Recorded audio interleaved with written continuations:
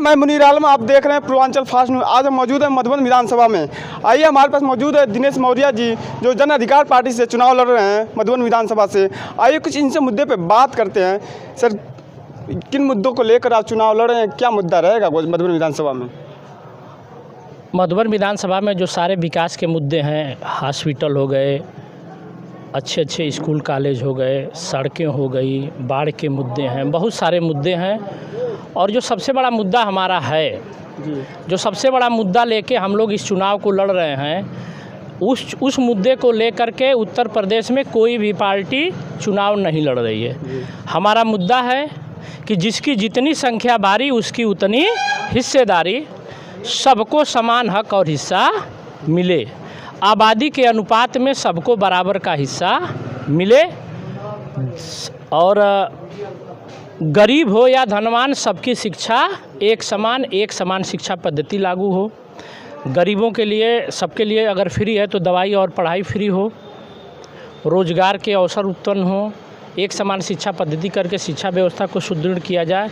तो एक तरह से कह लीजिए तो जिसकी जितनी संख्या भारी उसकी उतनी हिस्सेदारी। मेन हमारा जो टॉपिक है, मेन हमारा मुद्दा यही है कि जातिगत जनगणना करा करके और जिसका जितना हक और हिस्सा बनता है सबको बराबर दे दिया जाए। अगर 100 सिपाही की भर्ती निकलती है तो उसमें जिसका जितना हिस्सा बनता है उसको दिया जाए, आबादी के अनुपात में सबको। मेन हमारा ये मुद्दा है और इसी मुद्दे पर लेके हम शोषित वंचित समाज के बीच जा रहे हैं कि हम आपके हक और हिस्से की लड़ाई लड़ रहे हैं। और वह सारा शोषित वंचित समाज जो आज तक वोट तो दिया लेकिन उसे कभी हक और हिस्सा नहीं मिला, वो सभी लोग जन अधिकार पार्टी और भागीदारी परिवर्तन मोर्चा को सपोर्ट कर रहे हैं। मैं जन अधिकार पार्टी का प्रत्याशी हूँ, लेकिन हमारे भागीदारी परिवर्तन मोर्चा में AIM बैरिस्टर असदुद्दीन ओवैसी साहब, जन अधिकार पार्टी माननीय बाबू सिंह कुशवाहा जी, डॉक्टर अयूब साहब का भी सपोर्ट है। इसके अलावा भारतीय वंचित समाज पार्टियों का आपके पार्टी में गठबंधन है? हमारा 4-5 पार्टियों का गठबंधन है। बहुत सारी छोटे छोटे दलों का भी, सामाजिक संगठनों का हम लोग को सपोर्ट किया जा रहा है। और मेन यही हमारा टैटिव है, जिसकी जितनी संख्या बारी उसकी उतनी हिस्सेदारी।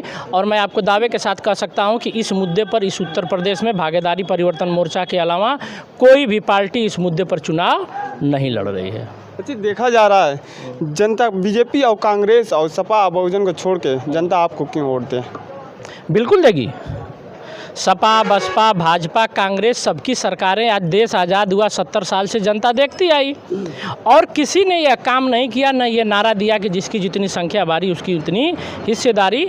उस चीज़ को सभी लोग महसूस कर रहे हैं। और चूँकि हम लोग बिल्कुल जनता के बीच डोर टू डोर जाके और उनसे हम बात कर रहे हैं कि आपको अभी तक अगर हक हिस्सेदारी नहीं मिली है तो हमारा यह विज़न है, हम इस विज़न को लड़ाई लड़ रहे हैं, हम आपके हक हिस्सेदारी की लड़ाई लड़ रहे हैं। तो कहीं ना कहीं जिसे हक हिस्सा नहीं मिला है वो सभी लोग कह रहे हैं कि नहीं भाई, आप बात बिल्कुल सही कर रहे हैं, हक हिस्सा मिलना चाहिए, हम आपके नारे के साथ खड़े हैं। तो जनता इसलिए हमको वोट दे रही है कि हम सबके हक हिस्से की लड़ाई लड़ रहे हैं। अच्छा, देखा जा रहा है मधुबन विधानसभा से फागू चौहान के बेटे जो राज्यपाल बिहार में रह चुके, उनके बेटे सामने आपके आ चुके हैं, और उमेश चंद्र पांडे जी हैं और नीलम कुशवाहा जी हैं। किस तरह से इनके सामने आप टक्कर देंगे?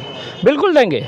देखिए, कोई भी दल या कोई भी पार्टी बड़ी और छोटी नहीं होती है। जनता जिसको वोट कर देती है वही पार्टी बड़ी हो जाती है। जनता जिसको वोट कर देती है, यहाँ तो जनता के वोट का मतलब है ना। और यहाँ हक हिस्सेदारी की लड़ाई हम लड़ रहे हैं। तो सभी शोषित वंचित मजलूम जिनको लगता है कि आज तक हमें हक हिस्सेदारी नहीं मिली, वह सभी लोग हम लोगों के साथ हैं और हम लोग को वोट कर रहे हैं। जब बीजेपी कहीं ना कहीं दावा कर रही है कि पूरे प्रदेश में सड़कें गड्ढा मुक्त हो गई, इस पर आपकी क्या राय है? दावा कर रही है और आप मीडिया के लोग हैं, आप लोग भी चारों तरफ घूम रहे हैं, ये चीज़ आप देख रहे हैं कि गड्ढा मुक्त हुई कि नहीं हुई, ये हमें बताने की कोई ज़रूरत नहीं है। ये सब लोग देख रहे हैं कि उसका जो वादा था सबका साथ सबका विकास, वो कितना पूरा हुआ। महंगाई घटाने की जो बात हुई थी वो चरम पर चली गई। हक हिस्सेदारी की लड़ाई में क्या हुआ, तो वो तो 5 साल गवर्नमेंट में रहे हैं, उनको देख रही है जनता और पूरी तरह से इन लोगों को भगा रही है और सभी लोगों को भगा रही है। क्योंकि सपा, बसपा, भाजपा, कांग्रेस सभी को जनता देख चुकी है। लेकिन जिस मुद्दे को लेके बाबू सिंह कुशवाहा और बैरिस्टर असदुद्दीन ओवैसी साहब आए हैं, उस मुद्दे को लेके कभी कोई फील्ड में नहीं आया। और हमारे नेता आज के 5 साल पहले भी इस चीज़ को बोल रहे हैं और आज भी बोल रहे हैं और उसी नारे के साथ आज हम चुनाव भी लड़ रहे हैं। ऐसा नहीं है कि हम अभी 6 महीना पहले मंच से बोले कुछ और चुनाव में कुछ और आ गए। एक चीज़ आपको मैं बता देना चाहता हूँ कि सपा, बसपा, भाजपा, कांग्रेस किसी के घोषणा पत्र में यह नहीं है कि नहीं जातिगत ओबीसी की जातिगत जनगणना करा करके और हम हक और हिस्सेदारी सबको आबादी के अनुपात में देंगे। अगर यह बात कुछ कोई कर रहा है तो बाबू सिंह कुशवाहा और बैरिस्टर असदुद्दीन ओवैसी साहब कर रहे हैं, भागीदारी परिवर्तन मोर्चा कर रहा है और जन अधिकार पार्टी कर रही है।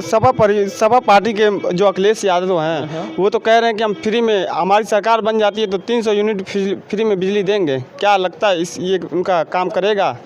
देखिए, जब राज खजाने का कोई चुनाव में आता है अपना घोषणा पत्र लेके कि हम फ्री का स्कूटी दे देंगे, बिजली दे देंगे, कब देंगे? जब जनता उनको जिता के राज खजाने का मालिक बना देगी तब। और राज खजाने में जो पैसा जाता है वो हम सभी लोगों के टैक्स का ही पैसा था। अगर वो कहते हैं तो इसके पहले 2012 से 2017 में उनकी गवर्नमेंट थी तो करना चाहिए ना। उन्होंने कहा कि अभी समाजवादी पार्टी का ये नारा है कि हम पुरानी पेंशन बहाल करेंगे, जबकि उनके पिताजी जब माननीय मुलायम सिंह यादव मुख्यमंत्री थे तो उन्हीं के कार्यकाल में सबसे पहले पेंशन बंद की गई, जबकि पश्चिम बंगाल में पेंशन चालू है। क्योंकि अटल बिहारी वाजपेयी की केंद्र में सरकार थी तो उन्होंने राज्यों पर छोड़ दिया था कि राज्य की मर्जी हो तो पेंशन को रखें या ख़त्म करें। तो सबसे पहले उत्तर प्रदेश में पेंशन ख़त्म की गई और उन्हीं के लड़के आज कह रहे हैं कि हम पेंशन को बहाल करेंगे, जबकि उन्हीं की सरकार में वो बंद किया गया था। तो देखा गया बीजेपी सरकार कह रही कि हमारे सरकार में फ्री में शौचालय मिले, आवास मिले और गरीबों तक राशन तक वितरण किया गया। क्या लगता है उनका ये दाव पेच काम करेगा विधानसभा चुनाव में? बिल्कुल नहीं करेगा। उनका सारा दाव पेच ख़त्म हो चुका है। वो शौचालय दिए, फ्री में राशन दिए, लेकिन महंगाई कहाँ गई? गैस सिलेंडर कभी 350 रुपये में भरा जाता था, बीजेपी सरकार ने फ्री गैस सिलेंडर किया और उसका रेट बढ़ा दिया 1000। मतलब बीजेपी सरकार ने वो सारा काम किया कि हमारे गरीब शोषित वंचितों के जेब में आगे 10 रुपया डाला और पीछे की जेब से 20 रुपया निकाल लिया। तो कुछ नहीं, कोई मुद्दा नहीं है। हमारी पार्टी कह रही है कि कुछ भी फ्री में मत दीजिए, अगर देना है तो दवाई और पढ़ाई फ्री करिए, एक समान शिक्षा पद्धति लागू कीजिए, किसानों को बिजली सिंचाई के लिए फ्री दीजिए और कृषि संबंधित जो भी उपकरण है, खाद बीज जो भी है वह उचित मूल्य पर दिया जाए ताकि हमारा देश का गरीब किसान खुशहाल हो, अच्छी शिक्षा व्यवस्था हो, एक समान शिक्षा पद्धति लागू हो ताकि अमीर और गरीब सबकी शिक्षा एक समान हो, गरीब का लड़का भी अच्छी से अच्छी शिक्षा ग्रहण करे और दवाई और पढ़ाई जब फ्री होगी तो हमारे गरीब भाइयों का जब फ्री में इलाज होगा तो एक गरीब व्यक्ति का सबसे ज़्यादा पैसा आज के डेट में दवाई और पढ़ाई में खर्च हो जा रहा है। अच्छा, देखा जा रहा है काफ़ी बेरोजगारी का मुद्दा रहा है यहाँ पे, लेकिन बीजेपी सरकार बनाने में नौजवानों का काफ़ी हिस्सा रहा सरकार बनाने में, लेकिन कहीं ना कहीं बीजेपी सरकार में उनके ऊपर लाठियाँ बरसाई गई, आप भी देखे होंगे। क्या कहेंगे इस पर, आपकी क्या राय रहेगी?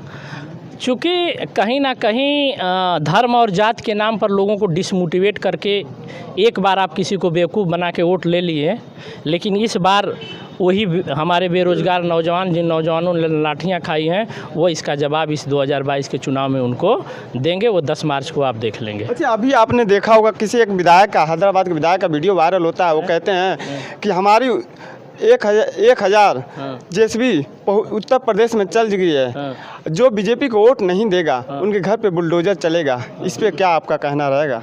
मैंने तो वीडियो नहीं देखा है, अब चूँकि मैं नहीं देखा हूँ तो मैं इस तरह की कोई बात नहीं करूँगा, लेकिन ऐसा संभव ही नहीं है। अगर इस तरह का कोई व्यक्ति बयान दे रहा है तो बहुत ही बेतुका बयान है और लोकतंत्र के खिलाफ है।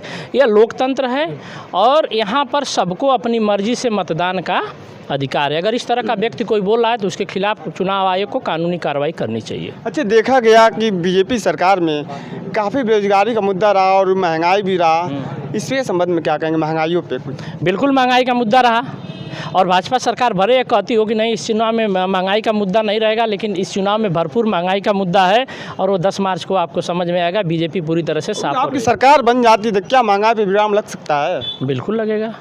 किस तरह से लगाएंगे, कुछ जनता को बताइए अपने। बिल्कुल लगेगा। हमारे कहने का मतलब ये है कि करोड़पतियों का कर्जा माफ़ हो रहा है और हमारा जो भी संसाधन आएगा, हम चूँकि जनता गरीब शोषित वंचित सभी टैक्स देते हैं तो हम जनता के लिए काम करेंगे और जो फालतू के सारे खर्च हैं उन खर्चों पर विराम लगाया जाएगा। तमाम ऐसे चीज़ें हैं जिस पर विराम लगा दिया जाए तो महंगाई, बेरोजगारी सब कुछ समाप्त हो सकती है और निश्चित होकर रहेगी। अच्छा, आप मधुबन विधानसभा से वो जीत जाते हैं तो इसके पहले जो विधायक रहे उनसे क्या अलग करेंगे जनता के लिए? अरे इसके पहले जो विधायक रहे मधुबन विधानसभा से आप पूछिए कि कहीं से उड़ के आए और आके चले गए। और अगर इतना बढ़िया विधायक रहे होते तो अपनी पार्टी नहीं बदलते होते। अगर मधुबन विधानसभा में उन्होंने इतना बढ़िया काम किया होता तो दोबारा इसी विधानसभा से चुनाव लड़ते।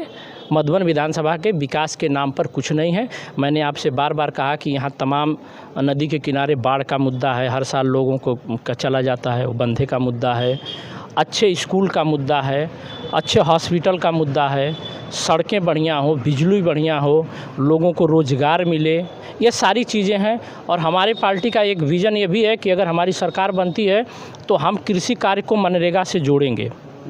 जब कृषि कार्य को हम मनरेगा से जोड़ेंगे तो कृषि के तमाम काम मनरेगा के मजदूरों से कराया जाएगा, जिससे गांव में ही लोगों को मनरेगा के तहत रोज़गार भी मिलेगा और किसान की जो लागत है वो भी कम होगी, जिससे हमारे देश का किसान खुशहाल होगा। और अगर देश का किसान खुशहाल हो गया, हमारा गरीब से गरीब बच्चा को अच्छी शिक्षा व्यवस्था मिलने लगी, तो कहीं ना कहीं हमारा देश बहुत आगे जाएगा। हमारे चैनल के माध्यम से अब लोगों को क्या संदेश देना चाहेंगे मधुबन विधानसभा के लोगों को? मैं आपके चैनल के माध्यम से यही कहूँगा कि ये हक हिस्सेदारी की लड़ाई लड़ी जा रही है। और जन अधिकार पार्टी, भागीदारी परिवर्तन मोर्चा और माननीय बाबू सिंह कुशवाहा, बैरिस्टर असदुद्दीन ओवैसी साहब, डॉक्टर अयूब साहब, इन सभी लोगों ने मिल के हर शोषित वंचित गरीब तबके के हक और हिस्सेदारी की लड़ाई लड़ रहे हैं। मैं मधुबन की जनता से यही अपील करूंगा कि जिनको अभी तक हक और हिस्सेदारी नहीं मिली है वह सभी लोग, मेरा चुनाव निशान गैस का सिलेंडर है, गैस के सिलेंडर पर बटन दबा के अपने हक हिस्सेदारी की लड़ाई को और मजबूत करें और अपना हक हिस्सा